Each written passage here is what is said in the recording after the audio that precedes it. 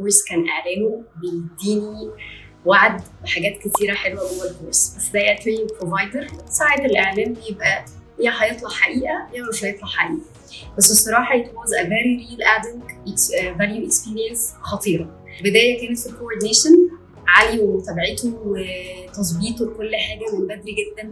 البدايه كانت بتقول ان احنا داخلين على اكسبيرينس حلوه، على ناس مهتميه وبتركز جدا في الكاستمر اكسبيرينس. فالبدايه شجعتني قوي، حمستني جدا، خلتني مستنيه اشوف ايه جوه الكورس. يعني قصه تانية، رحله تانية، اضافه حقيقيه لحياه اي حد يقابله. رحله مليانه مليانه مليانه من التجارب العظيمه اللي ترجمها في بروجكت مانجمنت.